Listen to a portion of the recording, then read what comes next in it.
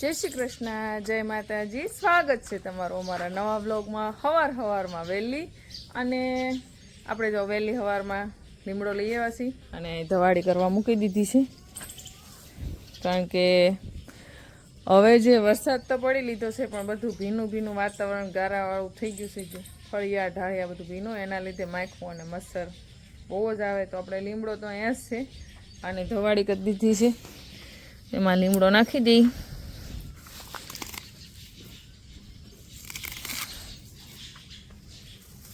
કારણ કે ડબ્બામાં એટલા માટે કરી ધીમી ધવાડી ગાઢ ઘડી રહે, જેથી કરીને બધી ગાયોને ધવાડો મળી રહે. એકદમ લીમડાના પાન નાખ્યા પછી કડવી વાસ આવે છે. ગાયું પણ મસ્ત શાંતિથી ઊભી રહે, બેઠી રહે. અત્યારે જે માસ કવડતી હોય ને એની વાત ન પૂછો, એવી કવડતી હોય, એવી એની આળ મૂકી દે કે સીધો ઠેકડો જ નાખી જાય. માલ હોય કે માણા હોય એવી માખું હોય. અત્યારે માખું હોય શિયાળો ન પણ એવી ન હોય, પણ અત્યારે એવી માખું હોય. અને પહેલાં એક ધવાડી કરતા તો એક ઢાળી આમ થઈ રહેતું, પણ હવે કે ન થાય. બીજી પણ કરેલી છે, એ તો ક્યારની મૂકી દીધેલી છે, કારણ કે આ ઢાળીયામાં પણ વધારે જરૂર પડે. ખુલ્લું રહ્યું એટલે બધી ગોલી, એટલે આમાં મેં સવારની મૂકી દીધી છે. તો સવારે તો લીમડો નાખ્યો જ, તો ફરી પાછો બીજી વાર નાખી દઈએ આપણે. એટલે આવી રીતના પાસે લીમડો મૂકી દીધો છે, ઓલે પણ પાસે મૂકી દીધો, જેથી કરીને જેમ ધવાડો થતો જાય એમ પાસે થોડોક લીમડો નાખતા રહેવું. અને ઓલું કબૂતર જે સાંજે આપણે ગઈકાલે હાથમાં લીધું હતું, માંદું હતું, ઉડી ગયું હતું, એ ફરી પાછું અહીંયા બેસી ગયું છે.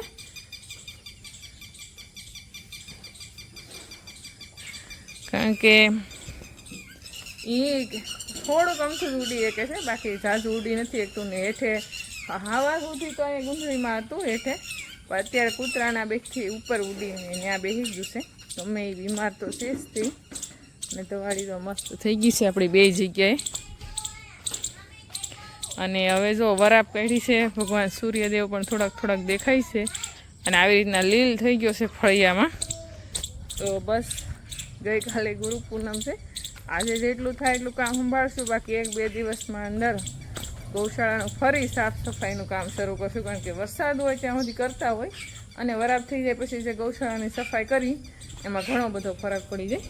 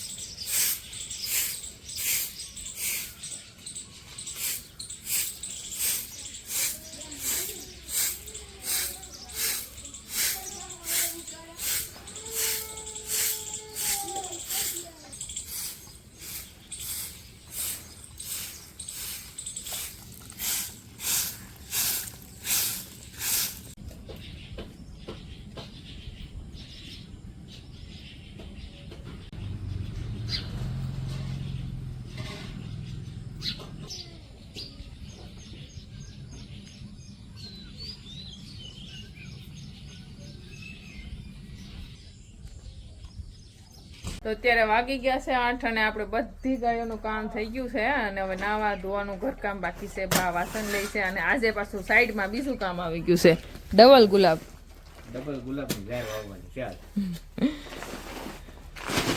કોઈને સિંધે જ નહીં હો કે મને ટેકો કરાવો એમ. ટેવ પડી ગઈ કા ખાણ ફેરવી.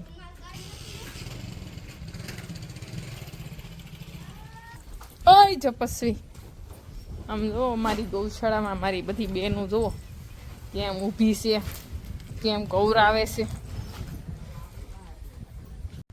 તો આપણે સવારના વહેલા હાથી જોડી દીધું હતું અને મસ્ત આ જુવારનું કામ થઈ ગયું છે. ઝાડ તો આપણે કેદુની વાવી હતી, પણ વરસાદને લીધે નથી વવાણી. અને સારું છું નો વવાણી, કારણ કે જો વાવી દીધી હોત તો વરસાદમાં બધી ઝાડ પીળી થઈ અને હળી જાત અને મોટી ન થાત. પણ જે કાંઈ થતું હોય સારું થતું હોય, એટલા માટે ને હવે મસ્ત વરાપ કાઢી છે અને ઝાડ જો વાવવાનું કામ શરૂ છે. અને ટ્રેક્ટરથી તો વાવવી હતી પણ ટ્રેક્ટરથી નથી વવાય એમ, કારણ કે ભીનું જેટલું છે, ગારો થાય છે, એટલા માટે બળદથી વાવરાવી છે.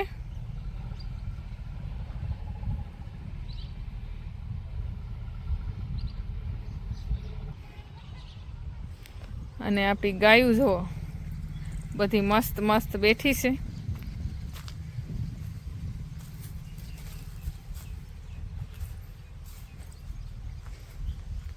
સુરભી ગલું જુઓ ક્યાં આવીને બેઠો, ક્યાં બેઠો તું સુરભી? અને એટલા દિવસના વરસાદને લીધે બધી ગાયોને આપણે ઘાસ સારો નીરીએ તો કેમ ઘાવરી ગલું હોય, એટલે ઘાવરી ગલું હોય એટલે ઓછું ભાવે, એટલે પેડું રાખે એટલે પૂરતો ખોરાક ન લઈએ કે એના લીધે આપણી ગાયો થોડીક નબળી પડી ગઈ છે. તો હવે વરાપ થઈ છે, આપણે પૂરેપૂરું ધ્યાન દેવાનું છે. ગૌશાળાની સાફ સફાઈ કરવાની છે 1-2 દિવસમાં, ક્યારેક ગુરુપુરમ વહી જાય એટલે. અને જેટલું બને એટલું આપણે લીલો ઘાસ સારો અને હુક્કલ બે નીરશું, જેથી કરીને આપણી ફરી ગાયું થોડીક જે કાંઈ દુબળી પાતળી થઈ ગઈ છે એ સારી થઈ જાય. તો આપણી વાડીમાં બધું વવાઈ ગયું, આ હેઠેથી આમાં હેઠા હોતી, અને બીજી વાડી થોડુંક અમથું ઓલી સાઈડ વાવવાનું બાકી રહી ગયું, કારણ કે એમાં મકાઈ વાવવાની છે એટલા માટે. તો જુવારનું કામ આજ પૂરું થઈ ગયું, મસ્ત વવાઈ ગયું, વરાપે એટલી મસ્ત. અને કેટલા દિવસ પછી તમે તડકો જોવા મળશે. અને જુઓ બધી ગાયો પણ મસ્ત મસ્ત ખાઈ લીધું છે, લીલું ઘાસ સારું અત્યારે બુલેટ નીરું છે, વાઢેલું તાજું. તો આવો કંઈક સૂર્યપ્રકાશ એટલો મસ્ત, એટલો ગમે છે, એટલા દિવસ પછી સૂર્યપ્રકાશ નીકળ્યા એટલે. હમણાં ગંગાને એટલી કવરાવે છે. લક્ષ્મી હાલે જો એની નિરણ અહીંયા બધી એઠી નાખી દીધી અને ગંગાની નિરણ ખાવા ગઈ છે કમાણમાં. હાલે કેમ ન્યા ગઈ હે? તારી અહીંયા પડીને ખાની બોલો, ગંગાની નિરણ ખાઈ જાય, ગંગાનું ખાણ ખાઈ જાય. હમણાં હું રોજ ગંગાને મિલ્કિંગ કરવા બેહું ને એટલે લક્ષ્મી એનું ખાણ ખાય, અને ગંગાનું ખાણ ગંગા ખાતી હોય એટલે ડાયરેક્ટ મોઢું મારીને જોટી લે, એટલી લાંબી થાય, ગોઠણિયા વાળી જાય. હમણાં લક્ષ્મીનું કામકાજ વધી ગયું છે, તોફાન કરવાનું. અને નિરણ પણ જુઓ કેટલી આઘી છે, સતાય તે એની ખાય. અને બપોરનો ટાણો છું છે તો એ બધા વાટે રહે, કોઈ એકલું ખાવા ન બેસે, બધા જો વાટે ન રહેવાય, જમી લેવાય. હાલો ગાયું એ તો ખાઈ લીધું. તો આજે આપણે જમવામાં બીજું કંઈ નવીન નથી બનાવ્યું, ખાલી એકલા વઘારિયા ભાત ખાવાના છે. કારણ કે સવારે આપણે રોટલા બનાવ્યા હતા, બધાએ રોટલા ખાતા હતા, માખણ રોટલા ને દૂધ. તો અત્યારે બધાને એમ થયું કે રોટલા નથી ખાવા, તો થોડોક હળવો ખોરાક બનાવી નાખ્યો, ભાત વઘારી નાખ્યા છે. તો આવી રીતના ભાત બનાવી નાખ્યા છે.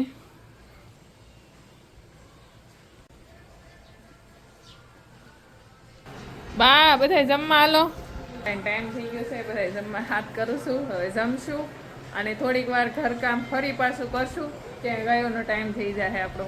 પણ આપણને જ્યારે માથું દુખતું હોય અથવા તો ડિપ્રેશન એટલે કે કોઈ પણ ચિંતામાં હોય, ગમે એવી મુશ્કેલી હોય ને એક રસ્તો ન દેખાતો હોય અને આપણને ક્યાંય બેહવું ગમતું ન હોય, આમ ક્યાંય જાવું ગમતું ન હોય, ત્યારે ખાસ કે તમારી આજુબાજુમાં અથવા ઘરે આપણી ગૌશાળા, એક ગાય હોય કે ગૌશાળા હોય, એમાં જઈને એની પાસે રહેવું અથવા એની પાસે સમય વિતાવવો, ગાયોની પાસે બેહવું ને ગાયોને હાથ ફેરવવો, એટલે મગજમાં જે કાંઈ આપણું ટેન્શન કે જે કાંઈ હોય એ તમને તરત જ તે હળવું થાય. તો આવી રીતના આપણે ગૌશાળામાં ગાયું પાસે જવું, આવી રીતના હાથ ફેરવવો, વાલ કરવો, એટલે ગમે એવું આપણી માથે ચિંતા હશે ને તોય હળવી થાય. તમને એની સમય એવું લાગશે કે મારું મગજ ઘડીક હળવું થઈ ગયું, આપણું મગજ એવી રીતના આપણને તરત મહેસૂસ કરાવે, એટલી શક્તિ છે ગાયોમાં. વાડીમાં નિરણ તો છે પણ આકરા ને આવડું બધું થયું છે ગાયું ખાવા માટે. જુઓ